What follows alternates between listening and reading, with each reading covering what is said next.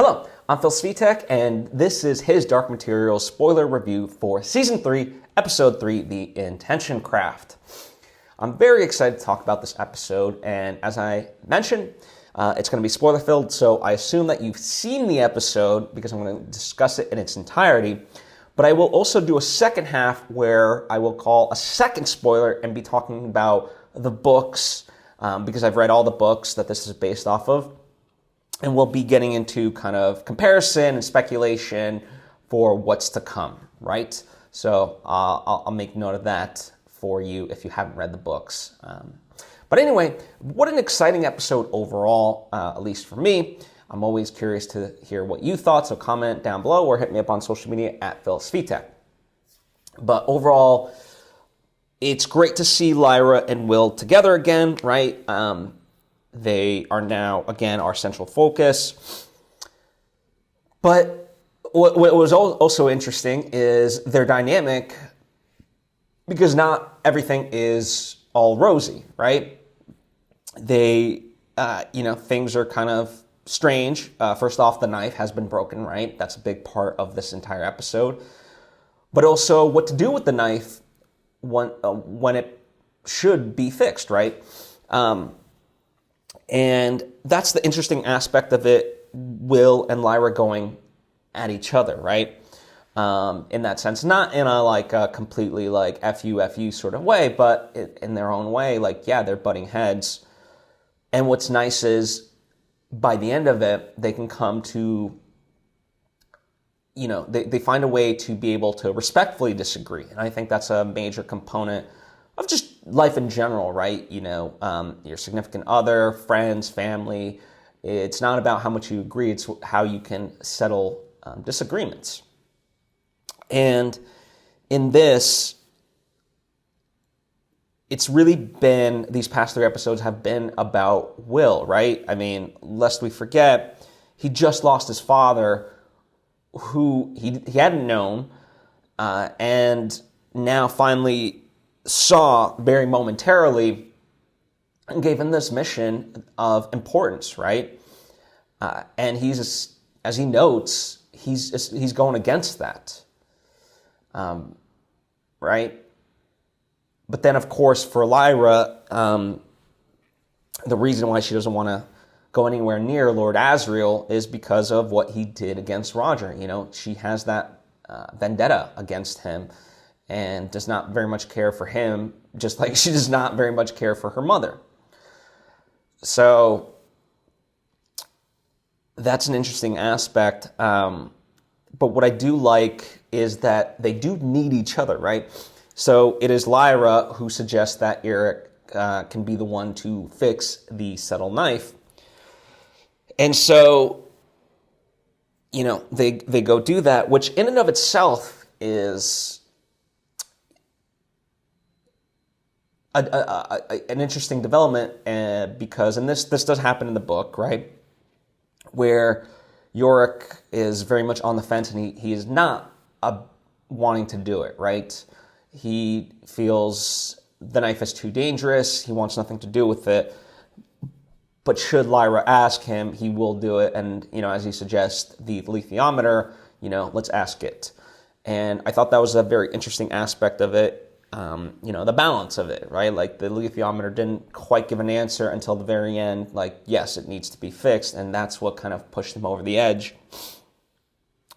And, being the blacksmith that he is, he's able to fix it. But as he notes, he needs Will's participation as much as anything. And I thought the visuals of all of this, because it was very much a show, don't tell type of aspect, the fondness that he has for Lyra, right? I mean, after the passing of his father, the first thing that he does is quite literally disobey him and go after Lyra, right? And now, he thought he had reset that, and so he wants to do the thing that his father tasked him with. But now in his vision, he continues to see Lyra, and, call it young budding love or whatever you want.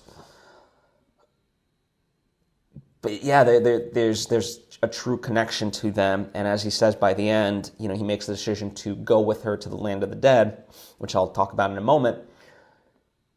Because as his mother says, when a friend needs help, you help, essentially, right? That's not the exact quote, but that's the sentiment. And I love that aspect of it because, whether right or wrong, I do appreciate, like, everything around them is so grand. And with them, there's this innocence, essentially, to just do what's right. They're still kind of pure in that way. And sometimes it represents that side of, like, the smallest acts of goodness have the power to do most change. Funny enough, I was reading this sort of meme or whatever you want to call it on social media, and it said everyone's so hesitant to go back into, like, if we could go back into the past, everyone always gets so scared of messing up the slightest little thing because of how much it could change everything, right? The butterfly effect. And yet in our present, we don't take small actions because we don't think they'll create any change, right? And it's like, what? So in this sense, obviously where it leads, one can speculate, but just the idea that, regardless of all the grand things going on around them, they're going to stay true to this one mission and keep it very specific because that's what matters to them, right? So that's what I do appreciate a lot about it, right? And that's what Will realizes, that he and Lyra are interconnected. He needs her as much as she needs him, and she was the one to help get the knife fixed. So maybe it is worthwhile continuing on that journey with her, right? They don't know where it'll go, but they'll figure it out. And the turn of Bartholomew, right? Because he was so adamant against any of this. The angel, I really appreciated. I thought it was a very sentimental moment when he comes back and gives his blessing to this. Because he's seen the resolve in Will when he wanted to go save Lyra, right? And he knew he was not going to change that, and yet at that time, he did try to change it. He was very much against it. But then now, as he says, he's been following them and he's seen them. And so, he can see the purity of Will's heart, if you will, in this moment to continue on with Lyra to the land of the dead. And so he's not going to stop him. He's not going to tell him to go to Lord Asriel. Hey, go. And so that's where, we kind of end up at. He cannot follow, our angel, our guardian angel, if you want to call him that, cannot go there. And I think that's going to be of significance overall. But yeah, very kind of excited. And it was good to see Iorek in this. And a very sad, kind of very sad moment in kind of their goodbyes, him and Lyra. Lyra Silvertongue, should you return back to this world, you're always welcome, sort of thing. And, hopefully they do get to rejoice and so forth, because, one never knows in these sort of grand epic fantasies, right? So, Iorek had his part to play, and we'll see what kind of goes forward with that. On the flip side, we get a little bit of the magisterium. It's mainly, I think it's a complete parallel to, or opposite to Lord Asriel, right? Like, the more Lord Asriel becomes so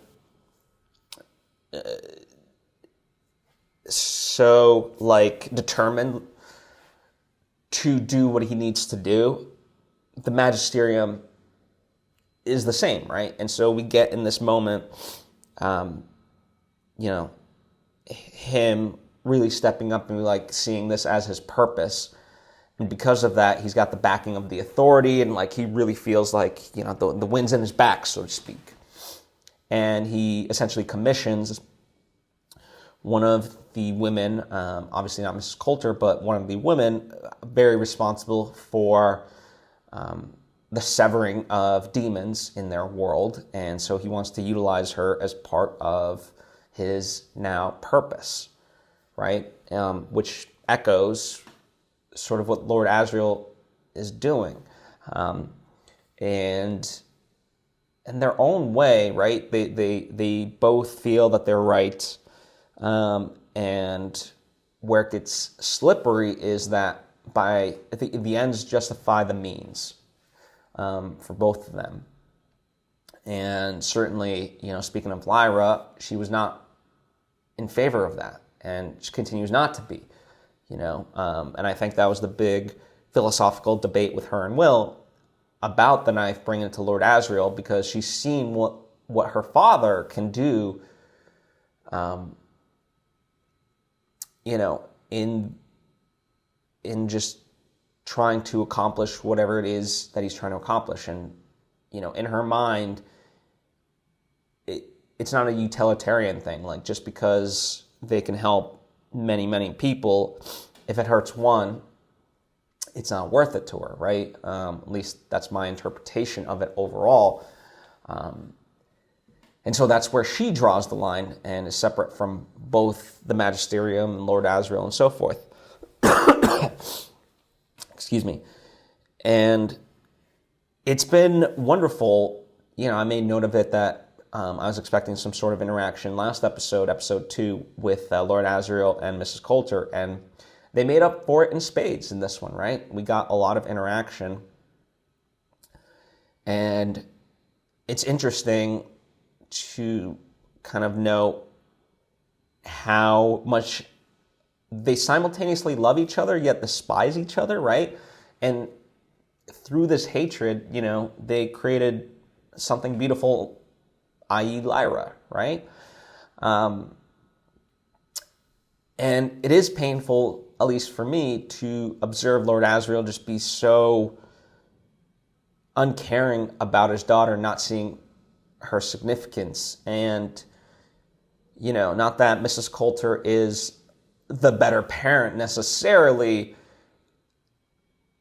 but she, this whole episode, she continues to be driven by the idea of making sure Lyra stays safe.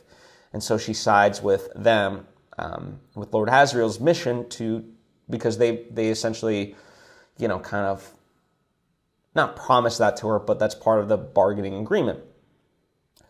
And when she sees that with Lord Asriel, that's just not going to be the case, she makes her escape with the intention craft. And it's I love how Mrs. Coulter, she's just so diabolical, right?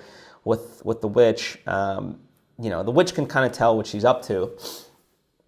And one of the things I appreciate about the witch is she's kind of seeing the blind spots of Lord Asriel. And Mrs. Coulter tries to point those out to some extent with Lord Asriel, but he's certainly not going to be hearing it from her. I don't know if he'd listen to the witch, more so Ruta, but, she's not necessarily expressing those opinions either, which could be problematic. I appreciate very much how they explain the intention craft. The demon powers it, your intentions control it. So very simplified version of, okay, cool, that's how it works, right? I don't need to know the rest of it. And obviously of note, Lord Asriel eventually does allow her to leave because he knows exactly where she's going. She's going after Lyra. And so, in an odd way, I think, Lord Asriel is not going to put in the effort to protect Lyra. And so, if Mrs. Coulter is going to do that, he's also not going to stop her, right? And so, yeah, it's like an odd sort of way of showing his love. It's like, fine, I want no harm to come to Lyra, and so, I'm not going to stop Mrs. Coulter from saving her, So there's that aspect of it, and certainly, as far as like Lord Asriel kind of rising to his power, what Ruta in particular notes is, with the angels, whose side are they going to be on? Lord Asriel's or the authorities, and where it's, as she kind of notes, it depends on what Lord Asriel does with the angel prisoner. And when she said that, I don't think she had this in mind, basically torture. And it's the realization of Lord Asriel about the subtle knife, because at this point he still thinks that the knife is broken, right? And that's why he calls back his spies and so forth from following Lyra and Will. So they don't know what's been going on. But he does come to the realization that, someone created this knife in very essentially barbaric times, not quite literally, but, metaphorically speaking. But they created this weapon that can cut through worlds and could kill the authority, right? And so it was just made by a person.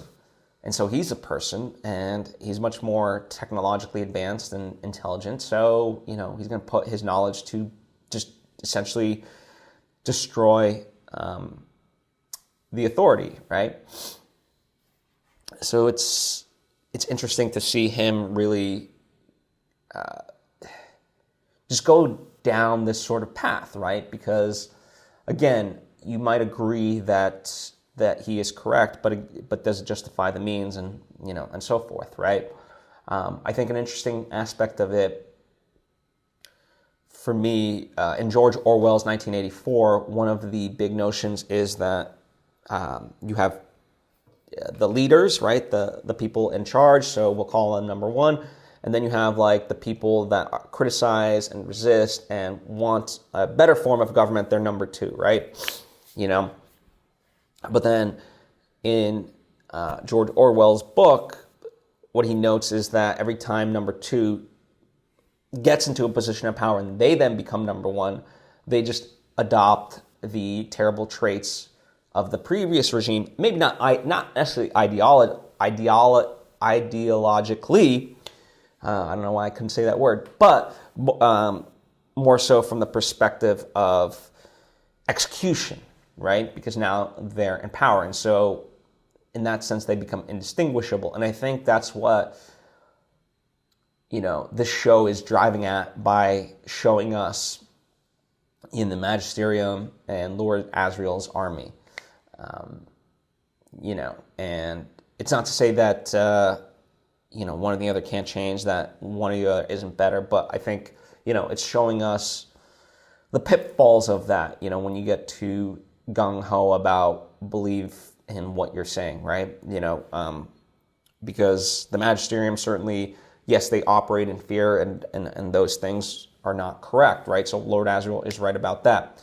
But the fanaticism of just full-on belief and, not listening to Mrs. Coulter, the fact that Ruta, whether justified or not, doesn't feel like she can speak up to Lord Asriel to kind of give him some warning, are red flags, right? So just things to consider. That's overall the episode. Now I'm going to switch gears just a little bit and get into a little bit more nitty-gritty stuff, more specifics that I picked up, but it's in relation to my knowledge of the books. So, there's going to be spoilers for what's ahead. So if you would not want to be spoiled, now is your chance to tune out. All right, so let's get into this. Pan, very early on when he's talking with Lyra, he kind of says like, hey, I'm going to follow you, and we'll go get Roger, essentially. We'll do it together.